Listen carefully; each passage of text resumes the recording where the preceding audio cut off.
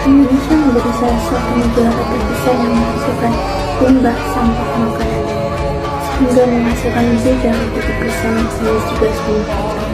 Mampukah ini?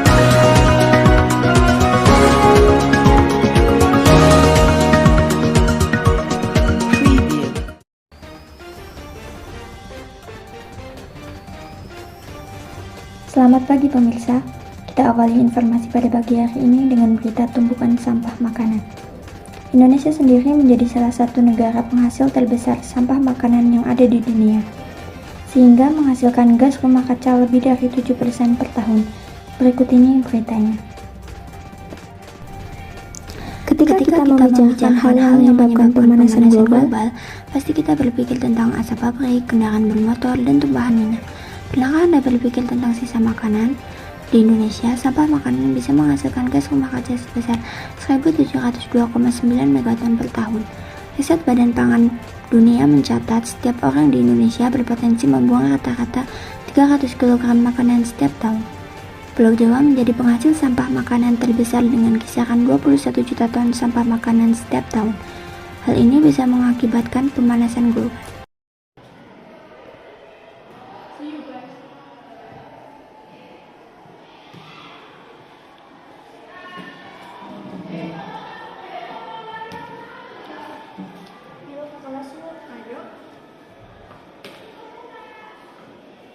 Loh, kok nasinya nggak dihabisin? Udah kenyang? Kamu tahu nggak itu nanti akan menumpuk di tong sampah dan jadi food waste. Hah? Food waste? Apa itu?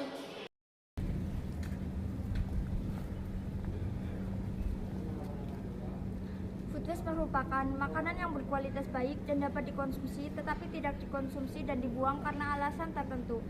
Food waste biasa ditemukan di tingkat retail dan konsumen. Jika ditinjau secara global, 1,3 miliar ton sisa makanan terbuang sia-sia setiap tahunnya. Ini berarti sepertiga dari produksi makanan yang akan dikonsumsi manusia menghasilkan 8% emisi gas rumah kaca. Indonesia sendiri menjadi salah satu negara terbesar penghasil sisa sampah makanan setelah Arab Saudi. Mengkaji dari Bappenas, sisa makanan di Indonesia pada tahun 2000 sampai 2019 mencapai 23 sampai 48 juta ton per tahun. Dan berdasarkan Kementerian Lingkungan Hidup dan Kehutanan, sisa makanan menjadi sampah yang paling besar, yaitu sebanyak 29,1% di antara total sampah yang lain. Sisa sampah makanan ini juga berkontribusi terhadap gas rumah kaca. Pada saat sisa sampah makanan berada di tempat pembuangan sampah, sisa makanan ini akan menghasilkan gas rumah kaca yang disebut metana. Metana ini lebih berbahaya daripada CO2. Kelebihan gas rumah kaca seperti metana, CO2, dan CFC dapat menimbulkan pemanasan global dan perubahan iklim.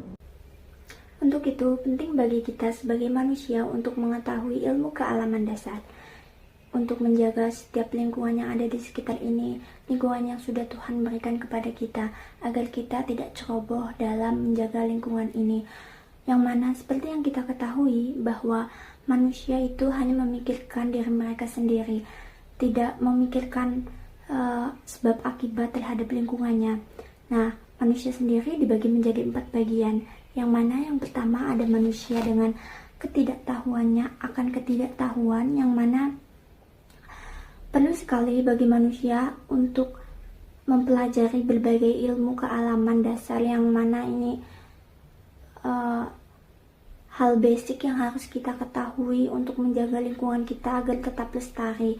Apa-apa saja yang tidak boleh kita lakukan dan apa saja yang harus kita lestarikan atau kita lakukan. Biasanya orang dengan ketidaktahuan akan ketidaktahuannya ini, mereka akan sering sekali untuk melakukan pencemaran lingkungan, yang mana mereka tidak mengetahui dampak-dampak apa saja yang akan mereka alami di kemudian hari. Nah, makanya banyak sekali orang-orang di Indonesia ini yang ketika makanan mereka tersisa, mereka hanya membuangnya begitu saja, padahal itu masih bisa dimakan atau diproses ulang. Mereka tidak mengetahui bahwa itu akan membuat gas rumah kaca. Yang mana seperti kita ketahui bahwa setiap tahun setiap orang di Indonesia ini bisa menghasilkan kurang lebih 300 kg per tahun makanan sisa mereka yang mereka buang. Nah, hal ini akan menimbulkan efek rumah kaca yang akan berdampak di kemudian hari. Efek rumah kaca ini bukan hanya terjadi ketika adanya asap-asap dari pabrik yang menguap begitu saja ke udara, atau juga melalui asap rokok, asap kendaraan. Namun dengan adanya sampah makanan ini juga berkontribusi terhadap gas rumah kaca. Selanjutnya, untuk kategori yang kedua itu ada manusia yang tidak tahu dalam ketahuannya. Yang mana ini manusia sebenarnya tahu tetapi tidak mau mengimplementasikannya dalam kehidupan sehari-hari. Nah, mungkin sebenarnya banyak orang-orang Indonesia yang tahu akan dampak food waste ini, tetapi mereka tetap acuh begitu saja karena mungkin mereka tidak mau mengalami kesulitan atau bertele-tele dalam memproses makanan yang sudah mereka makan tetapi masih tersisa begitu saja. Saya juga mengamati beberapa food vlogger yang mana mereka memberikan konten-konten mukbang atau yang biasa kita kenal dengan makan banyak, yang mana mereka memberikan konten itu pada laman-laman YouTube mereka. Dan ketika saya amati, ternyata mereka tidak menelan makanan mereka, melainkan membuang begitu saja makanan mereka, melepehkannya. Nah, sebenarnya hal ini pasti mereka tahu tentang bagaimana food waste ini nantinya akan diproses oleh alam menjadi pemanasan global. Tetapi pengetahuan inilah yang mereka tidak mau diterapkan dalam kehidupan sehari-hari mereka. Nah, inilah contoh manusia dengan ketidaktahuannya akan ketahuan.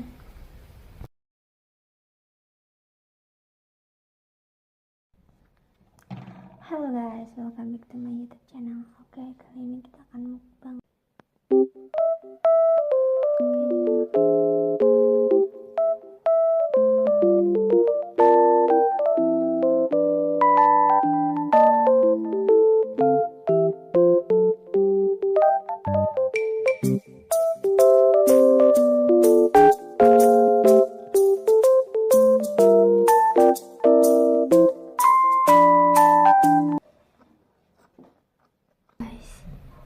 Update ini kayaknya aku nggak habis deh guys mukbang kali ini, soalnya masih sisa segini dan aku udah kenyang. Ini selanjutnya dalam kategori yang ketiga, yaitu ada manusia yang tahu akan ketidaktahuannya, yang mana manusia-manusia dengan kategori ini biasanya mereka akan lebih peka terhadap apa yang mereka tidak ketahui sehingga mereka mau belajar lebih lagi. Selanjutnya yang terakhir ada manusia yang tahu akan ketahuannya, yang mana inilah yang sangat penting. Manusia itu tahu dan mau menerapkan ilmu pengetahuan mereka dalam kehidupan sehari-hari. Jadi manusia-manusia ini biasanya lebih peka lagi dan mengerti tentang kondisi lingkungan mereka, yang mana mereka sudah mengetahui ilmunya dan akan diimplementasikan dalam kehidupan sehari-hari. Nah, untuk menyelesaikan masalah tersebut, kita perlu melakukan berbagai cara. Yang pertama, kita harus mengenali porsi makan kita terlebih dahulu. Ketika kita mau membeli makanan, kita tidak boleh lapar mata dan hanya mengandalkan insting kita tentang kira-kira makanannya ini enak-enak semua ya, apa aku cicipi semua ya, apa aku beli semua ya. Nah, hal tersebut akan menimbulkan sampah makanan yang banyak sekali, yang mana pastinya ketika satu orang tersebut membeli makanan yang sangat banyak, maka akan menimbulkan sampah-sampah makanan yang masih bisa dikonsumsi. Lalu yang kedua, dengan cara menyumbangkan makanan-makanan yang tersisa yang masih layak untuk dimakan. Hal itu bisa mengurangi sampah-sampah yang ada di sekitar kita, sampah-sampah makanan yang ada di sekitar kita ini, agar bisa dikonsumsi oleh masyarakat lain. Lalu yang ketiga ada meal planning, yaitu dengan cara kita menuliskan apa-apa saja dalam minggu ini list-list makanan apa saja yang akan kita makan. Hal ini akan mengurangi kita untuk lapar mata. Lalu yang keempat, ada cara menyimpan makanan itu sendiri. Ini yang terpenting juga karena biasanya untuk para ibu-ibu dan anak-anak kos yang bingung untuk menyimpan makanan tersebut, bagaimana dengan cara buah-buahan, sayur, dan daging-daging bisa disimpan di dalam lemari es, dan untuk berbumbu-bumbuan bisa disimpan di dalam toples yang rapat. Lalu yang terakhir yaitu dengan cara mengolah sisa makanan dengan menjadikan sisa makanan tersebut menjadi kompos organik, yang mana akan menimbulkan efek yang sangat bermanfaat terutama untuk tumbuhan dan lingkungan di sekitar kita. Kesimpulannya, sekarang banyak orang-orang yang mengeluhkan tentang cuaca yang semakin tahun semakin memanas. Untuk itu, kita perlu mengurangi emisi gas rumah kaca yang ada di dunia ini. Salah satu caranya yaitu dengan mengenali porsi makan kalian, sehingga kalian tidak membuang makanan kalian yang masih bisa diolah kembali. Thank you for watching, guys.